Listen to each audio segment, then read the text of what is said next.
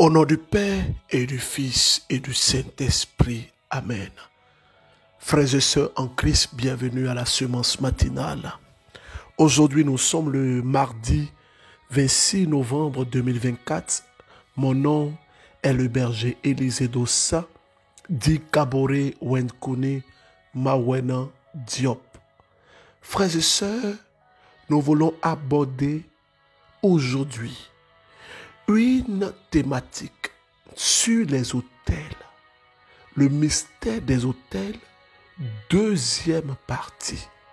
Et au cours de cette semaine, je demande au Seigneur de me parler. Je demande au Seigneur de m'utiliser pour nous aider, afin que nous puissions comprendre que les autels spirituels sont des lieux de prison. Les autels maléfiques, sont des lieux de prison. Combien d'hommes et de femmes vivent dans l'ignorance de ces choses? Frères en Christ, je vais vous parler et je vais vous dire beaucoup de choses au cours de cette semaine. Donnons une autre définition de l'autel. L'autel, comme nous l'avons annoncé les jours passés, l'autel est un lieu d'adoration, c'est-à-dire un lieu où on adore des esprits, un lieu où on évoque les esprits. Même mieux, l'autel est un lieu que je peux appeler une porte spirituelle. Pour vous faire comprendre, je vais doucement. L'autel est une porte spirituelle. Aucune personne qui pratique les sciences occultes, qui veut opérer à un certain niveau avec les esprits, a impérativement besoin de bâtir un autel. Et sur cet autel-là, cette personne, elle va immoler un sacrifice.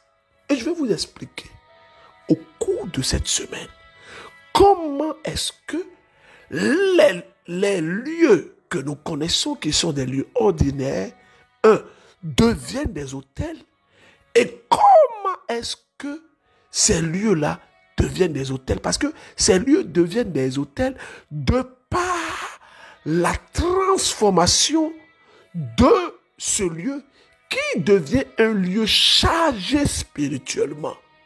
Et comment est-ce que des autels peuvent être des lieux de prison? Comment on peut emprisonner quelqu'un en un lieu?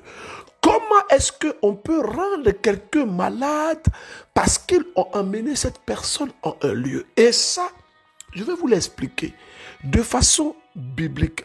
Je ne vais pas aller ailleurs. Je vais rester dans les Écritures pour vous expliquer ça. Vous savez, les autels sont une réalité.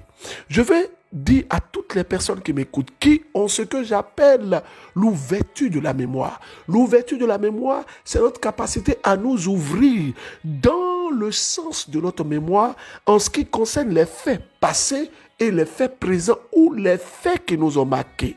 Pour toutes les personnes qui sont issus de familles idolâtres comme moi. D'ailleurs, si nous voulons être vrais, en tout cas, nous tous qui sommes sous la côte, je parle de la sous-région, je parle de l'Afrique de l'Ouest, c'est le territoire que je connais plus et aussi des territoires que j'ai étudiés un peu, comme ce peuple qu'on appelle les Bamileke qui sont au Cameroun, comme également des Pygmées du Congo. Il y a beaucoup de peuples qui ont ce que j'appelle une culture infestée ou teintée de par leur relation ou de par leur connexion avec des réalités obscures, des choses occultes. Revenons à notre message, parce que nous n'allons pas nous éloigner de notre message. Donc je vous disais, ceux qui ont l'ouverture d'esprit peuvent se rappeler ou se remémorer du fait que dans leur histoire et dans leur vie, il y a eu ces certaines pratiques, ou du moins certains faits, ou des choses qui ont été faites, dont je veux énumérer 4 choses que si dans votre famille, ces choses ont existé, c'est fort probable que dans votre famille, ces autels existent encore. Parce que l'autel se détruit en construisant un autre autel. Parce qu'on ne détruit pas l'autel comme cela. Allons dans le livre de Juges, chapitre 6. Vous allez comprendre que c'est un ange qui vient parler à Gédéon. Et dès que l'ange quitte Gédéon, il décide de lui-même, soudainement, de bâtir un autel. Et après que Gédéon ait bâti l'autel à Dieu, Dieu alors lui donne maintenant les instructions pour détruire l'autel de Baal. Vous savez, le monde spirituel, c'est la guerre des autels. Plusieurs personnes sont enfermées dans les autels. Je prends un exemple. Je connais une sœur qui s'appelle Agnès. Cette sœur, elle est au Togo. Je l'ai rencontrée une fois. Et je veux saluer au passage le père Antoine-Marie Couteau, qui est l'aumônier diocésain du centre diocésain de la miséricorde. Bref, cette sœur, je l'ai rencontrée. Et quand j'ai écouté notre sœur Agnès, j'ai compris tout de suite qu'elle était attachée à un autel. Elle m'a dit ceci. Elle m'a dit que berger, je suis une sœur, je n'arrive pas à tomber enceinte. Priez pour que je tombe enceinte. Dès que je touche les mains, dès que je pose mes mains, sur le ventre, parce que j'ai demandé à la sœur de poser sa main sur son ventre, elle a posé sa main sur son ventre, et moi j'ai joué ma main à sa main sur son ventre. Et dès que j'ai fait ce tac-là, je vois 2 bébés, des jumeaux. Et je lui ai demandé, ma sœur, vous avez des jumeaux? Elle s'est mise à genoux. Berger. Elle a commencé à pleurer. Berger. J'ai dit, ma sœur, nous quel est Dioma? Elle dit non, berger. Elle a commencé à pleurer. Et elle me dit qu'effectivement, elle a eu des jumeaux. Les jumeaux sont repartis le 7e jour. Et je lui ai demandé, vous êtes né quand? Elle dit que je suis né un dimanche. Tout de suite, j'ai compris. J'ai compris que dans leur famille, il y avait des enfants qui se retournaient. Et je lui ai demandé, ma sœur Agnès, est-ce que dans votre famille, les gens se retournent? Elle dit, oui, les gens se retournent. Et voici ce qui va m'ouvrir les yeux. Cette sœur, elle avait donné naissance à des jumeaux, comme vous le savez, comme je viens de le dire. Et les jumeaux sont partis, se sont retournés, comme on dit en Côte d'Ivoire. Ils se sont retournés. Et ils ont fait chez elle là-bas, ils ont constitué 2 petits bonhommes là, qui représentent les jumeaux qu'elle a perdus. Et ils ont dit à cette sœur, écoutez très bien, que voici les jumeaux là. Quand tu vas faire tes règles, le sang de tes règles, le pagne avec lequel tu vas faire, comment on appelle ça, ta protection intime, ce pagne-là va servir à couvrir les enfants. Alors, quand elle a fait, je ne sais pas comment est-ce que les femmes appellent ça, retour de couche, je crois bien, le premier saignement qu'elle a eu, elle a pris ce pagne qu'elle a utilisé pour faire sa protection intime, elle a utilisé ça pour habiller les fétiches. Moi, je les appelle les fétiches, les bonhommes. Mais en même temps, qu'est-ce qui s'est passé? Et ça, faut qu'on vous l'explique. Ce n'est pas une affaire de parler, non, moi, il faut, ce genre de choses-là, il faut l'expliquer. Et pour l'expliquer, tu as besoin de la révélation, le réma, qu'est la parole révélée. Alors j'ai compris, sur la base de la révélation du réma, que cette sœur, en somme, elle avait ici par ce cas consacré son utérus, c'est-à-dire le lieu où le sang provient, à des divinités. Alors ces esprits, qu'est-ce qu'ils ont fait? Ils ont d'abord pris possession de son utérus et ils ont bloqué alors sa capacité d'enfanter. Elle s'est promenée partout. Elle était allée même dans une église de réveil. Ils ont brûlé les deux bonhommes là. Mais elle n'arrive pas à tomber enceinte. Je dis, ma soeur, ton sang a été déposé sur un autel. Et là-bas, sur l'autel, il y a toujours un esprit qui est sur l'autel. Car, je vous ai dit que l'autel est un lieu comme tout autre, mais qui devient un lieu chargé spirituellement dès lors où il y a eu des invocations, où il y a eu des sacrifices, où il y a eu des rituels. Et je vais vous partager aujourd'hui, là, je vais vous partager 4 réalités sur les autels. J'espère que le temps va me le permettre. Si le temps ne me permet pas aussi, on rend grâce à Dieu. Une sœur en Côte d'Ivoire, elle a été guérie des myomes. Alors je veux dire à mes frères et sœurs de Babi. Vous savez, j'ai parlé un peu en ouchi, quoi. Voilà, non, excusez-moi. Le mouvement de sémence matinale, là, vraiment, il faut qu'on se en pro pour qu'on partage, pour qu'on envoie, on transfère ça à nos amis. Sinon, beaucoup de personnes vont passer à côté. Si toi, on t'a là, il faut là aussi à quelqu'un. On t'a donné, donne aussi à quelqu'un. Partage à tes frères et sœurs. Voici une sœur en Côte d'Ivoire. Elle dit qu'elle a été guérie des myomes. C'est merveilleux. Côte d'Ivoire, dimanche prochain, Espace Sainte-Faustine, je vais vous faire venir un homme de Dieu. C'est une surprise. Vous, ceux qui seront là, vous allez voir, vous allez expérimenter. Je tiens à dire merci au Père Bayala, Emmanuel Bayala, qui était avec nous. Je reviens après ce témoignage. Écoutons. Jésus est l'architecte de ma vie.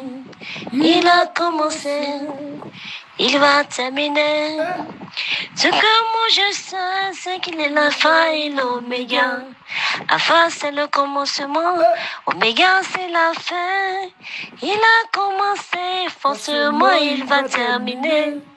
Il a commencé, oh, il a commencé, oh. Shalom, shalom, shalom, famille MCM. Je suis Yao Roland, ivoirienne. Je réside en Côte d'Ivoire. J'ai connu sémence matinale dans les années passées, 2022 ou 2023, mais je ne m'intéressais pas vraiment. Et en octobre 2024... Ma soeur, sois délivrée comme toutes les personnes qui reçoivent, qui ne s'intéressent pas. Seigneur, prends pitié. Kyrie et les sont. J'ai ma marraine qui a commencé à me balancer sémence matinale. Et le 9 octobre, comme ça, je décide de suivre les instructions, comment faire pour intégrer le groupe sémence matinale. Et je suis les instructions, j'intègre le groupe sémence matinale. Et là, j'ai commencé à m'intéresser. Chaque matin, je prie avec sémence matinale, je prie avec sémence matinale. Avant ça, j'ai des myomes dans le ventre, donc je saignais depuis le 21 juillet. Voilà, j'étais même enceinte, même à cause de ça, la grossesse est passée. Parce que ça n'allait pas se développer, les myomes là coinçaient mon fœtus. Donc j'étais obligée d'aller à l'hôpital pour faire passer la grossesse. Et depuis lors, je vous assure que c'est des saignements avec des cailloux de sang, des saignements avec des douleurs, cailloux de sang. Et à la nuit de l'adoration, qui était le 6 septembre, Dieu, comme ça, par sa puissance, arrête les douleurs. Mais les saignements continuent avec des cailloux de sang. Et comme ça, le 9 octobre, j'ai intégré sémence matinale. Et chaque matin, j'écoutais. Dans le mois de novembre, le samedi, entre le samedi 9 ou le samedi 16, je ne sais plus, je ne me rappelle plus bien de la date, berger Élisée de ça a fait une prière en direct un samedi. Dans ce mois-là, le mois de novembre. Et je vous assure que quand j'ai fini ma messe, je suis rentrée et je me suis mise dans la prière. J'ai commencé à prier avec le berger, prier. C'est en direct. On a prié. Je disais à Dieu de me libérer. En tout cas, je répétais tout ce que le berger demandait qu'on fasse. Je disais à Dieu, je suis pécheresse, papa. Je sais, mais ne regarde pas mes péchés. Regarde en ce que j'ai confiance en toi. Sans toi, je ne peux rien. Oh Dieu de berger de ça. Dieu de MCM, je t'en supplie. Et c'est comme ça que j'ai prié. Je vous assure qu'au sorti de là, le lendemain, le sang, en tout cas, je peux dire la même nuit, mais le sang s'est arrêté. Et depuis lors, je vous assure que je ne saigne plus jusqu'à aujourd'hui. Je vous parle du 9 ou bien le 16 novembre avant, c'est là où j'ai fait la prière là. Je ne saigne plus jusqu'à aujourd'hui. Je ne suis pas encore reparti faire l'échographie. Mais je bénis le Dieu de MCM. Oui, je bénis Dieu, je bénis toute la cour céleste, je bénis le Dieu de MCM pour la vie du berger Élisée Dossa. Vraiment, MCM, sémence matinale, il y a Dieu dedans, il y a Dieu chez vous. Avec tous ces traitements, tous les traitements que j'ai faits, le sang ne s'arrêtait pas, les cailloux de sang ne s'arrêtaient pas. Mais cette puissante prière, qui était simple mais puissante, à travers cette prière, Dieu a arrêté mon saignement. Nous ne pouvons que rendre grâce à Dieu, ma sœur. Première chose que je veux dire aujourd'hui, en ce qui concerne les autels, si vous êtes issu d'une famille où il y a eu dans votre histoire et dans votre vie des lieux d'adoration, des lieux de sacrifice. J'ai dit que j'allais vous lire un texte, mais je n'ai pas lu ça. Permettez-moi d'aller vous lire ça. Juge en son chapitre 6, à partir du verset 22. Gédéon comprit que c'était l'ange de Yahvé et il dit, malheur à moi, Seigneur Yahvé, car vraiment j'ai vu l'ange de Yahvé face à face. Le verset 23. Mais Yahvé lui dit, sois sans crainte, tu ne mourras pas. Le verset 24, écoutez bien. Gédéon construit un autel à Yahvé en ce lieu et l'appela Yahvé paix. Et la Bible ajoute, il existe encore aujourd'hui à Ophra sur les terres d'Abiézer. Frères et sœurs, l'autel se combat, l'autel se détruit. Et je veux dire à tous ceux qui étaient là dimanche, je parle des personnes qui étaient là avant-hier, il y a eu beaucoup de choses que Dieu a commencé dans la vie de plusieurs personnes. Vous venez à la prière. Je ne sais pas d'où vous êtes quittés. Je ne vous connais même pas. Je n'ai pas besoin de vous connaître. Je n'ai même pas besoin. Il y a un frère, il est venu après la prière. Il dit, berger, moi je suis DG de temps. Il faut que tu me reçoives. Je dis, frère, je ne reçois pas aujourd'hui. Il dit, ah berger, moi là, est-ce que vous me connaissez? Je dis, frère, je n'ai pas besoin de vous connaître. Moi je ne fais pas l'œuvre de Dieu pour le relationnel. Je fais l'œuvre de Dieu pour le Seigneur. Et si le Seigneur se manifeste, c'est parce qu'il connaît ce pourquoi il nous a appelés. Frères et sœurs, si dans votre histoire et dans votre famille, il y a eu ce genre d'endroit, des lieux où des gens vont se mettre à genoux, et puis parlent et prient, ce lieu est un autel. Et pour ça, vous devez vous engager dans le combat. Je ne vous demande pas trop. Si vous ne le faites pas, l'autel maléfique risque de parler contre votre destinée, contre votre lignée. Oh Jésus, éclaire-nous, ouvre notre esprit. Avant de donner le deuxième point, je vous fais écouter ce témoignage d'une sœur qui vit en France. Écoutons son témoignage. Bonsoir, berger Élisée. Bonsoir, groupe famille MCM. Je suis une sœur sénégalaise qui vit en France. Je viens donner mon témoignage par rapport à ma mère qui est en Guinée. Elle est malade. Elle a un trouble de comportement. Il y a 3 jours, ou 4 jours, c'est depuis mercredi. C'est déjà arrivé qu'elle est partie peut-être une journée et après, elle est revenue. Mais cette fois-ci, elle est restée dehors pendant presque 3 jours. Elle est partie le mercredi matin jusqu'à vendredi soir. Et quand ma soeur m'a appelé pour me dire ça, je vais paniquer parce que je ne sais pas ce que je vais faire car ma mère, elle est aveugle. Elle ne voit pas. Je me demande où est-ce qu'elle est. Elle qui ne voit rien, comment elle va faire? Parce que s'il sort, s'il va plus loin, comment il va faire pour revenir à la maison? Quand ma soeur m'a appelé pour me dire ça, je vais paniquer, je ne sais pas quoi faire. On est resté toute la journée du mercredi sans rien. Le soir, j'ai appelé, on m'a dit qu'il n'est pas rentré. Jusqu'à mercredi soir, jeudi matin, je me suis levé à 4 h du matin. Comme souvent, je lève à 4 h du matin pour faire ma prière. J'ai demandé au Seigneur, j'avais pris la prière inspirée de Acte 2. J'ai demandé au Seigneur, si ma mère revient à la maison, dimanche, je vais témoigner. Je n'aille pas au lit sans témoigner ta grandeur. J'ai prié toute la journée de jeudi. Rien, jusqu'à soir, ma soeur m'a appelé encore, j'ai appelé. On s'est parlé, elle me dit non, il n'est pas rentré. J'ai cherché, il m'a dit c'est fini. On ne va plus le retrouver parce que ça arrive dans notre village. Parfois les gens perdent comme ça. On ne les trouve jamais. Ma soeur m'a dit non, c'est fini. J'ai dit non, je crois en Dieu et je sais que le Seigneur va l'amener. Le Seigneur va l'amener, je crois au Seigneur, il va l'amener. C'est comme ça, j'ai passé toute la journée jeudi à prier. Jusqu'à le vendredi matin encore, je me suis levé tôt. J'ai resté jusqu'à minuit. J'écoutais encore la prière. J'ai prié avec le vendredi encore le matin. Je me suis levé encore 4 h du matin, j'ai prié. J'ai demandé au Seigneur, je sais que on ne l'a pas trouvé jusqu'à présent, mais je crois en toi et j'ai confiance en toi. Parce que j'ai entendu les témoignages et je sais que tu fais toujours des merveilles. Et je sais que tu vas le faire aussi pour ma famille. J'ai demandé, j'ai prié. Jusqu'à vendredi soir, ma soeur m'a appelé pour me dire, ma mère, elle est arrivée, elle est rentrée. J'ai dit au Seigneur, puisque si tu as fait ma mère, elle est rentrée, sain et sauve. Je vais donner mon témoignage comme j'avais promis. Je vais le faire. Et c'est pour ça que je suis venue donner mon témoignage. Et je demande pardon pour mon français, mais j'espère que vous allez comprendre ce que je voulais dire. Et je rends grâce à Dieu. Je remercie le Seigneur. Je remercie aussi Berger Élisée. Je sais qu'il nous dit tout le temps de dire merci au Seigneur, mais merci.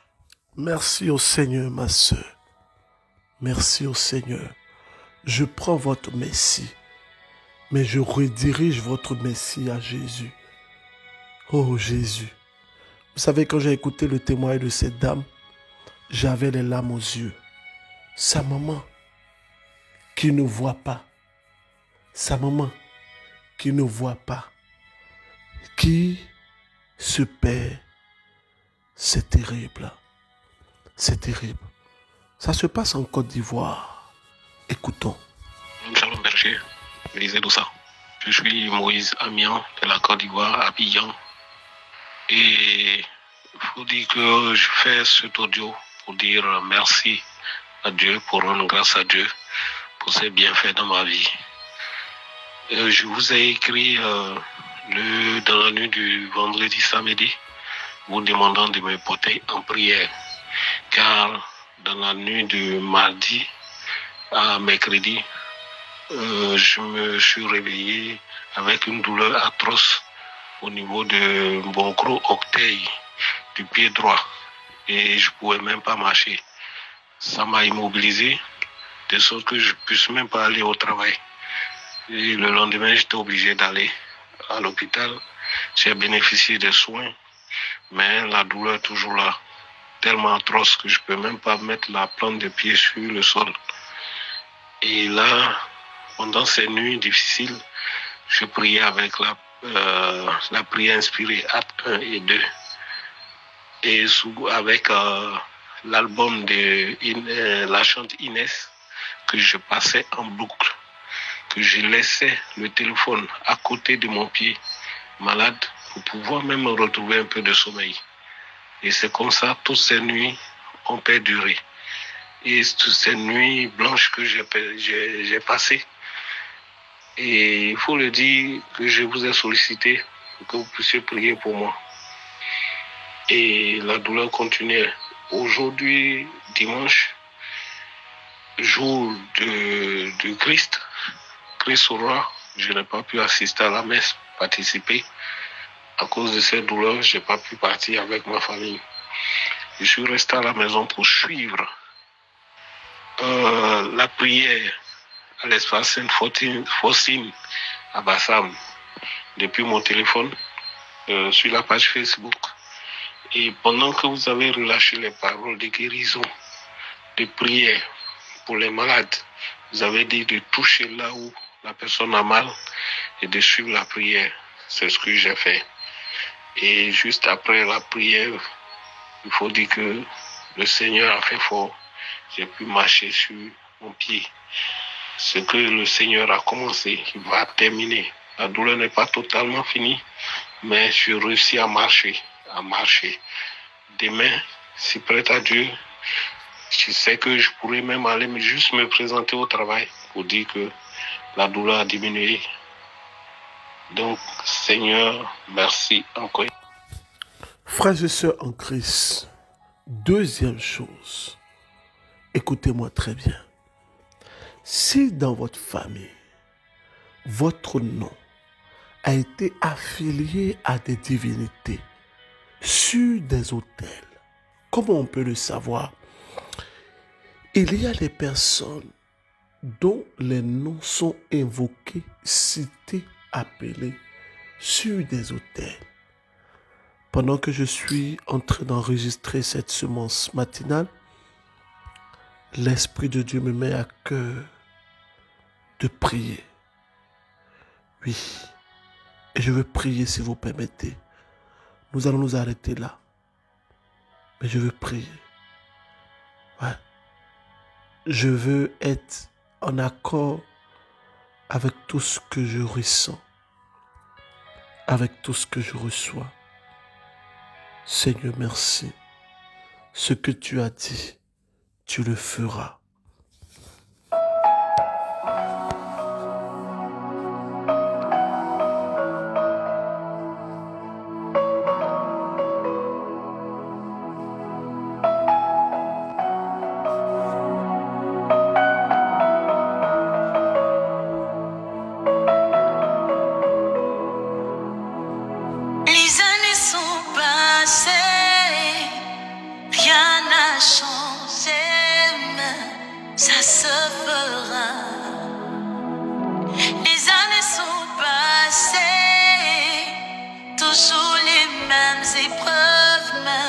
Ça se fera. J'ai cherché un enfant depuis tant d'années, mais ça se fera. J'ai cherché du boulot malgré mes diplômes, ça se fera. Yahweh a déclaré, je reste confiant, ça se fera. Yahweh a déclaré, je reste confiant, ça se fera.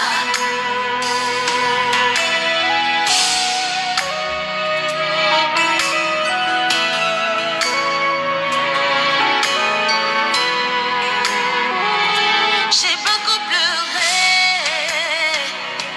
rien n'a changé, mais ça se fera. Dans ma vie, rien ne va, malgré mes luttes et mes combats, mais ça se fera. Mon foyer est divisé. Que le Seigneur notre Dieu répande sa grâce dans la vie de toutes les personnes qui écoutent la semence matinale. Ce matin, je prie. Je demande au sang de Jésus-Christ de toucher des personnes. Regarde, tu m'écoutes. Je ne sais pas d'où tu m'écoutes, mais le Seigneur te met cette parole à l'oreille. C'est moi, Dieu, qui te parle. Il dit, ne détourne point ton visage de moi. Tu t'es éloigné de moi. Tu es triste, abattu. Tu es aujourd'hui malheureux, malheureuse. Tu es en colère contre moi. mais je suis le Dieu des dieux. Ce que je dis, je réalise. Frères et sœurs, vous qui m'écoutez, vous qui m'entendez, je bénis le Seigneur pour votre vie. Je célèbre Dieu et je casse les chaînes au nom de Jésus-Christ.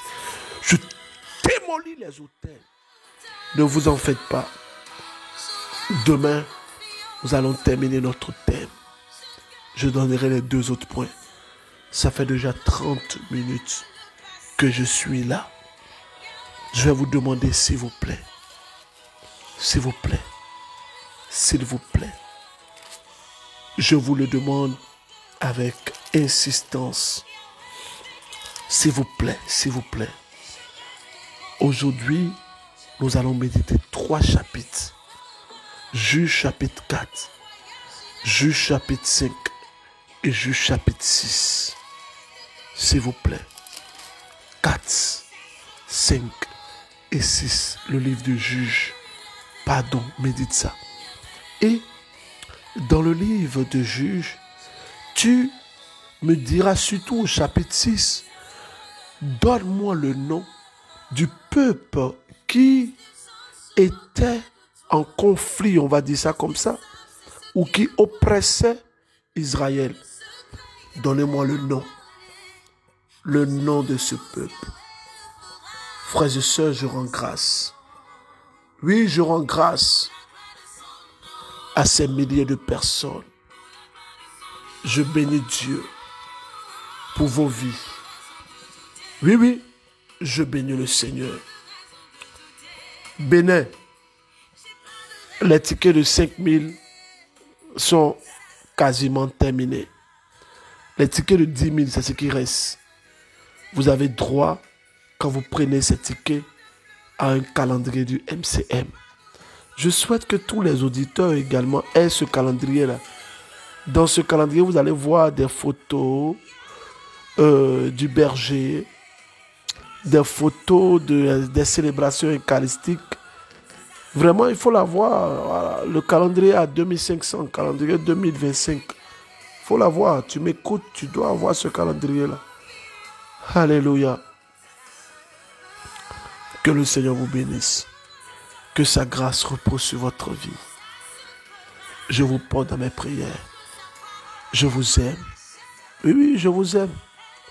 Je vous aime. Il y a un frère qui m'a dit, berger, je souhaite que vous redonnez, comment on appelle ça, le numéro pour les tickets au Bénin. Voilà, je redonne le numéro 51 25 25 77. 51 25 25 77. Deuxième numéro 53 53 78 87. Au nom du Père et du Fils et du Saint-Esprit. Amen.